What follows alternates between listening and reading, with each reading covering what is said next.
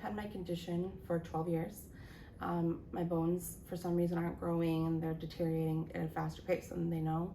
I haven't gotten a full diagnosis of that, but I have chronic pain for 12 years, and then my discs have been degenerating, and then my hips too, that bone's been degenerating. So I found out this place because I was at another location, another hospital, and some malpractice things had happened there to me, and it had kind of scared me to going there. So then we were looking, I found this actually online. My dad looked up literally on Google search bar, best spinal surgeon in Minnesota, and Abbasi was the first on the list. So we just clicked them, and and that's how we got here. I think people sometimes have to remember that with my condition, a lot of the waiting rooms that I go in, and like even the doctors I see, the paperwork, it's all for people usually 50 and older.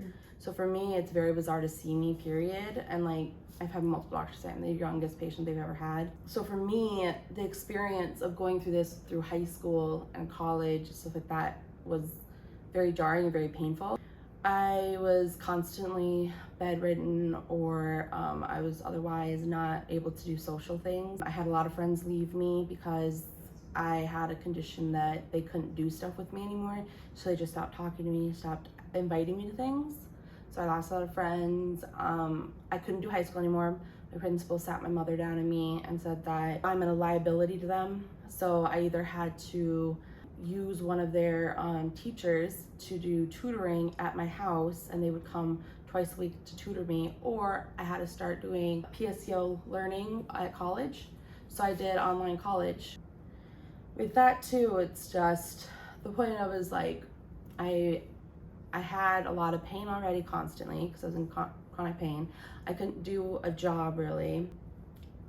The fact of the matter was that I even had like an incident this week. It was Sunday that it happened, but when I wear my braces or I use a cane, I will get looked at, pointed at. I had a girl 2 days ago make a joke about me while I was wearing my brace out with my family for dinner. We were out at a restaurant. I walked by her and she said, "Oh my God, what is that girl wearing? Ew." And their whole dinner table laughed while I was walking by them. And I've had to deal with that my whole life. I've had teachers say that, "Why are you even going to college? People like you can't get a job anyways." I've had people tell me that I should just go on welfare at this point. They're like, "You're never gonna make it." I had a doctor tell me that by the age of 22 to 25, I was gonna be in a wheelchair because my nerves were damaged so much in my legs. So when I say like my life has been changed by it, I really mean it. And like I've had, like I said, so much malpractice. I've had doctors that have cut me too much. I've had one doctor said he put my intestines back in too rough, and he fractured and bruised all my ribs when he wasn't supposed to. My whole body my organs went to sleep is what he said. And what it meant was that I couldn't digest anything. My system wouldn't digest food. So I kept throwing stuff up, and when I throw up, my ribs would squeeze. So that was another doctor. I was 18 in my senior year of college. My friends were looking at prom dresses, and I was trying to hide all the bruises and cuts on my body. So yeah, it's changed a lot. It changed a lot of like who I am and how I've like gotten to where I am. They said in my records I have over like 34 doctors I've seen. I've been called a drama queen when I was little and a brat to my face because they said I was acting and there's no way. And then I've also had doctors who actually believe me, who like Abbasi, finally, where they've actually given me a chance. And the surgery that I had just like a couple months ago, that was a double spinal fusion. It was supposed to take an hour, and he said when he got in after my surgery, he came to me and said after he saw inside of me, he said it was more damaged and mutilated than he had thought, and it took an extra 2.5 hours for him to fix me after what that doctor did. And like I said, malpractice. They made me where my lungs couldn't work so for a couple days, so I had to be on oxygen. Nurse tripped over it and didn't plug it back in. I turned purple, code blue. They overdosed me in the middle of the night. I had a morphine drip still in me, and a nurse didn't check the charts. She gave me 2 Oxycontins, 2 oxycodones, and 2 muscle relaxers with my morphine drip still in. I almost died that night. All my levels crashed on my vitals, And every 15 minutes they had to check on me to make sure that I wasn't gonna die from a nurse's just not checking my chart. That's all they had to do was check my chart. And like even my surgery, when they were gonna do my first spinal fusion, they were supposed to do it through the stomach, and the nurses, all they had to do was check the chart, and they started cleaning my back. And my mom's like, "What are you doing?" And they're like, "Well, we're getting her ready. She has to be sterilized for surgery." And she's like, "Why her back though? What are you doing on her back?" And they're like, "Well, that's where he's cut." And she's like, "No, they're not. We've signed everything. It says stomach." And they pick up the chart, and then they went out in the hall where they all whispered back and forth and realized that none of them had checked it. So I just have dealt with a lot of like cruelty and a lot of arrogance and like people just not really caring enough to actually look at me as a person. Like I said, I had the one nurse in the ER. She literally said, "Can you please take off your shirt? I need to check these." And my dad was in the room, and she's like, "I need to take off the shirt." And then she didn't close the curtain or anything. And my dad's like, "Shouldn't I leave?" And she's like, "Oh, she's used to it.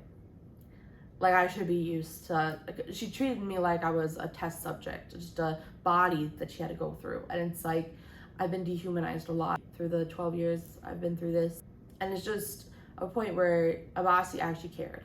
He cared, and he actually tried to make it better, and he did. He fixed a lot of it, and I don't have that chronic pain anymore. So I'm really happy. I got new friends, and I finally can work. I got a job finally, and that took a long time too. I didn't know if I was gonna be able to work. So that is like a huge thing to me. I know a lot of people hate their jobs, but to a person that's been told that they can't work and they're not gonna have a life, it's amazing. So yes, I'm very happy with what she's done. So my surgery was 4 months ago. So I have 6 more months, and then he's gonna do another checkup. I started working about a month ago in the like end of August. And then I'm doing just part-time right now, just slowly building. But yeah, so I like it a lot. I can actually meet people and talk to people. I had a doctor who asked if he could do a scientific paper on me because I have a stimulator put in me when I was 20, and they've never had a pregnant woman with a stimulator, and they wanted to see if it would shock my baby. So I was like, no, I'm gonna either have it taken out or, they've never had a stimulator with a pregnant woman because they've never had any of their patients that were tested with the stimulator when it first came out that were under the age of 40. So I was the first person in Minnesota that they could find that could have kids with a stimulator in, and they wanted to do a subject test on me. And I told them I'm not going to test whether or not I'll lose a baby based on a scientific experiment. Sorry, but yeah, so like when I say doctors have been cruel and like they just treat me as a test subject, they really do.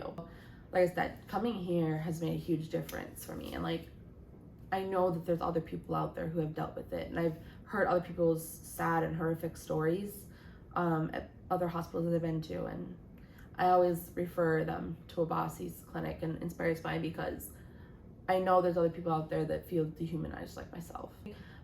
I think the world, society, and especially the medical practices, they have to understand that when they're working, they're still working with human beings. We're not, test subjects. We're not animals. We have feelings when you say stuff. I've been able to go out with friends a lot more. A lot of like my family too. Like I've been able to go to my family get-togethers. It's amazing. I can go shopping now. I had, by the time I got to surgery, I only could shop for an hour. So now I can actually go like shopping to the mall with my sisters, which is very good because it's like something we have lost over time.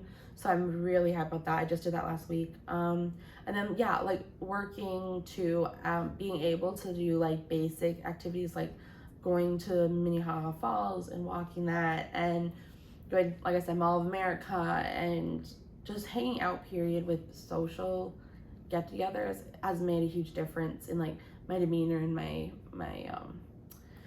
emotions. I'm a lot more, my family and friends say I'm a lot more upbeat, a lot happier, and they say that like the old Nicole, the old Nikki again, which makes me feel good because I was in a dark place, I think, at one point. So yeah, so it just changed everything, my demeanor, the way I look at things, the way I work. I finally can work, and social gatherings and social get-togethers and friends. I finally have friends now, so yeah, I'm excited. I got myself back, and it took a long time, and yeah, I think I was like, they talk about the like angsty teenager. It's like that times 100, I think, for me, because of all the stuff I was going through with all those other doctors. I think I was just angry with the world, angry with what I was given. Why did I have my condition? That, from like where I'm now, has changed immensely, and it feels really good. Like my body just, I feel more energetic and I feel like healthier, which is amazing to me. And Abasi gave me that. He gave me more energy, allowed me to, and helped me get myself back, my identity, my personality that I used to have. So for the last 5 years that I've been with Abasi and his team, I've gotten that personality back and that voice back where I can explain my pain and without ridicule. For me, I'd want people to know that they're not alone.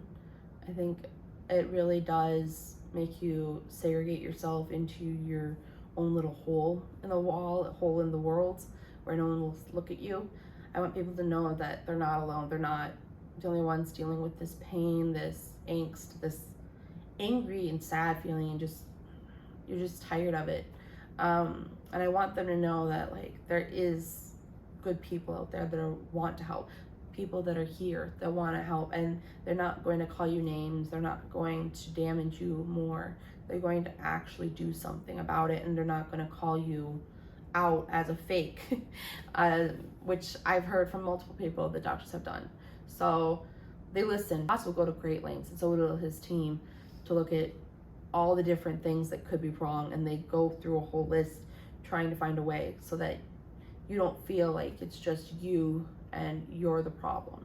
So yeah, for anyone that's listening, just know that you're not alone. There are other people out there like myself that are dealing with it, and we are there for you, and Bossy's team will be there too.